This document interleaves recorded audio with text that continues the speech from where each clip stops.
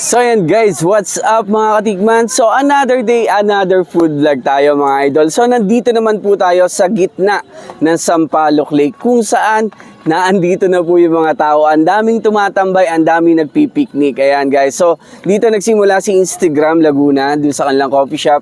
So nagsulputan na rin ang mga iba't ibang tindahan dito mga idol.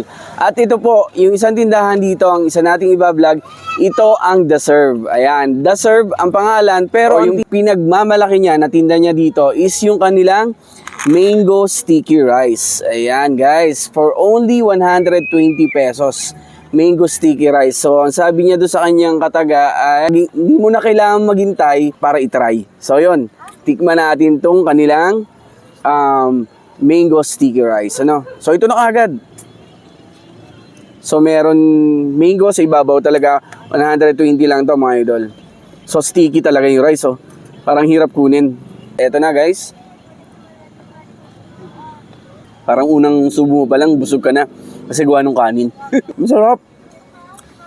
Meron siyang parang gatas. Tapos, alam niyo yung kanin na hindi naman sobrang malagkit. Parang ganun yung pagkakanin niya. Tapos may mango. Sarap ng pagkatamis ng mango. Parang pinagsama-sama yung, para maging masarap yung dish.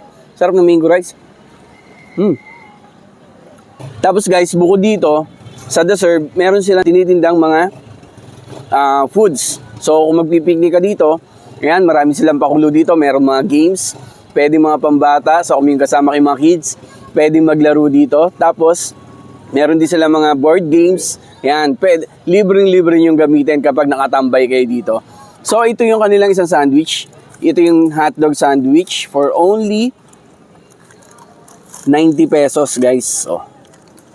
Yung hotdog sandwich nila, mga idol, hindi basta hotdog lang tsaka tinapay. Merong mga gulay-gulay. So, merong cucumber, kamatis, tsaka lettuce. Cheese pa pala.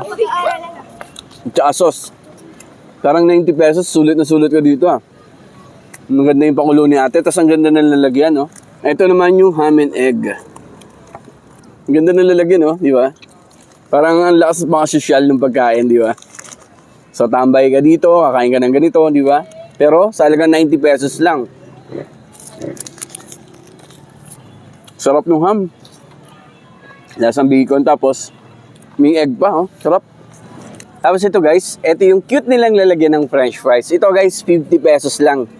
Yun, meron ka ng fries, Meron dalawang flavor, cheese and barbecue. Wow.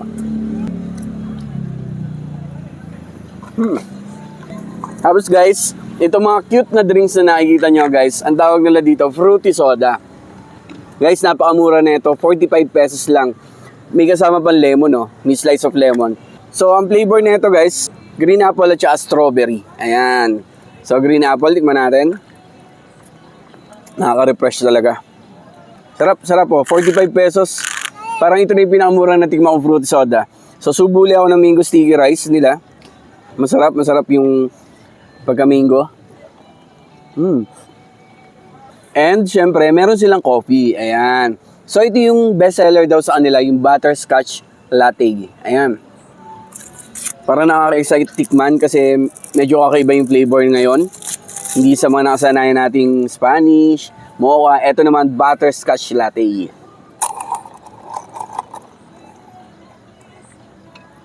$125 lang mga idol, Lasa-lasa yung yung caramel.